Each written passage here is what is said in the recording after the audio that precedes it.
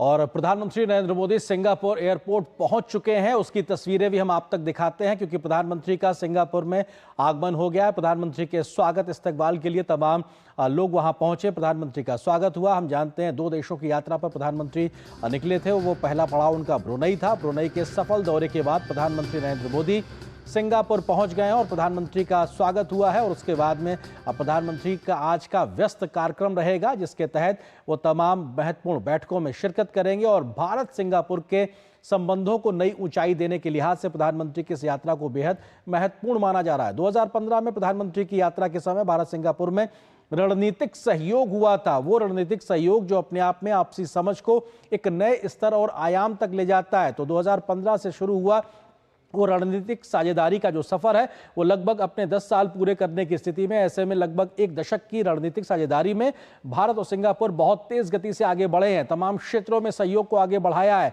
जिसमें बड़ी भूमिका प्रधानमंत्री नरेंद्र मोदी के नेतृत्व की रही है, क्योंकि उन्होंने ही इसका आधार तैयार किया।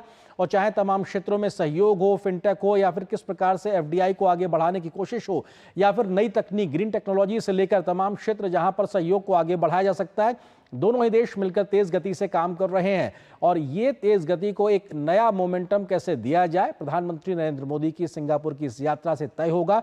ये तस्वीरें इस बात की बानगी हैं, जहां पर प्रधानमंत्री के चेहरा अपने आप में इस बात को दिखाता है कि वो खुश हैं सिंगापुर पहुंच के, क्योंकि उनको इस बात की उम्मीद है लगातार कि किस तरीके से ये यहां से दोनों देशों के बीच की जो दोस्ती है वो एक नए आयाम की ओर आगे बढ़ती नजर आएगी। हमारे साथ में खास मेहमान प्रोफेसर अंशु जोशी जी लगातार मौजूद हैं। अंशु जी, आपको लगता है कि प्रधानमंत्री का अब सिंगापुर की सरजमी पे कदम रख देना और यहां से जो लगभग 1 दशक की रणनीतिक समझ है दोनों देशों में, इसमें एक क्वांटम जंप की उम्मीद की जा सकती है?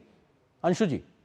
निश्चित तौर पर भारत सिंगापुर के 2015 में जो स्ट्रेटेजिक कोऑपरेशन की नई यात्रा शुरू हुई है, उसमें अब मैं नए आयाम जुड़ते हुए देखती हूँ। देखिए, माननीय प्रधानमंत्री ने सिंगापुर की सरजमीन पर कदम रखा है और इसके पहले ही उनकी यात्रा के दौरान खुशखबरी हमको मिल चुकी है कि सिंगापुर की जो एक बड़ी लीडिंग कंपनी है कैपिटल लैंड इन्वेस्टमेंट, उसकी तरफ से भारत में निवेश दोगुना करने की बात हो रही है। और यदि इस निवेश को देखें तो ये अंकों में लगभग 90,000 करोड़ का निवेश होगा आगामी 4 सालों में। यदि हम इस कंपनी को देखें तो पहले बेंगलोर में एक बहुत बड़ा आईटी पार्क इस कंपनी ने विकसित किया है और अब ये भारत में बड़ा निवेश करने की बात कर रही है।